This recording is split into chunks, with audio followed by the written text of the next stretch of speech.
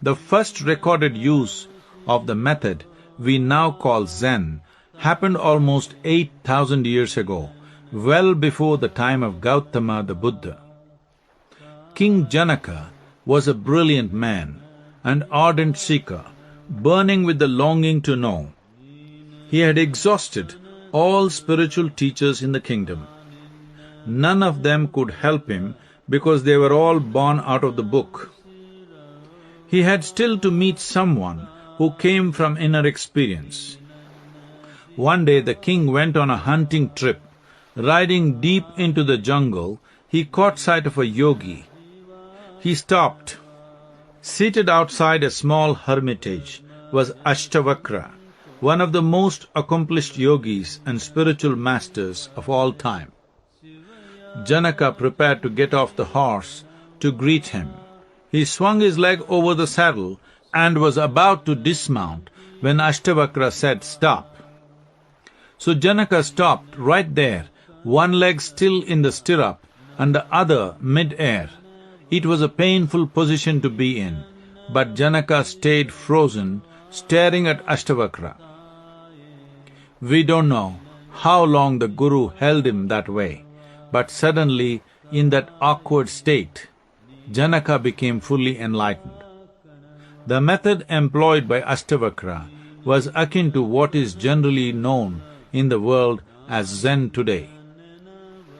Once it happened, there was a Zen master whom everyone respected, but who had no teaching to impart. He always carried a huge sack on his shoulders. This would contain many items, and some of it would be sweets.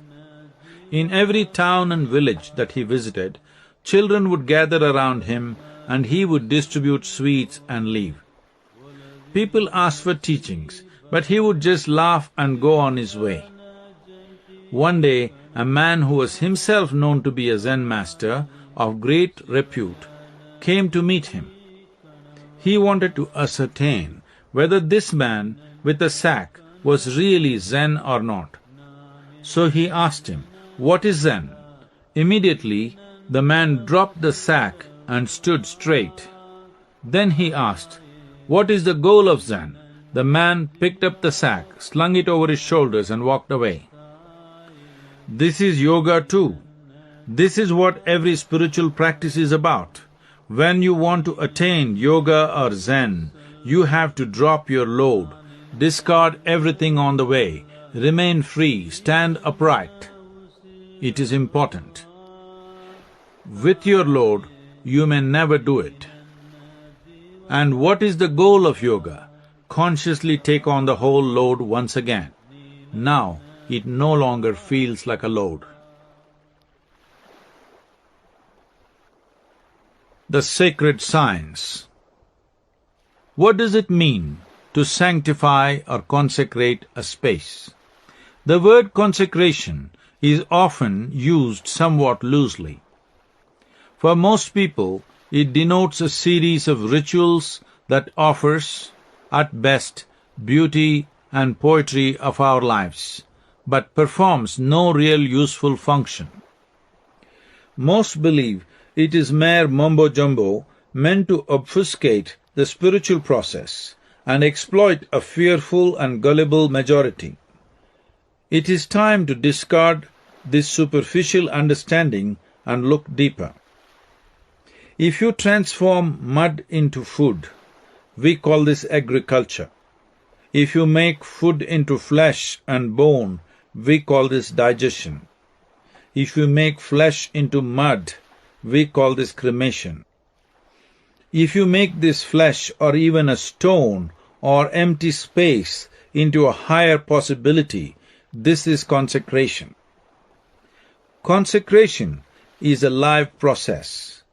The Sanskrit word for it is pratishta.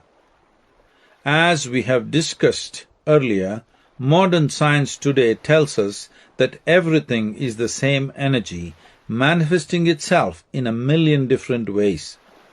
If that is so, what you call the divine, what you call a stone, what you call a man or a woman, or a demon, are all the same energy functioning in different ways. If you have the necessary technology, you can make the simple space around you into a divine exuberance. You can just take a piece of rock and make it into a god or a goddess. This is the phenomena of consecration.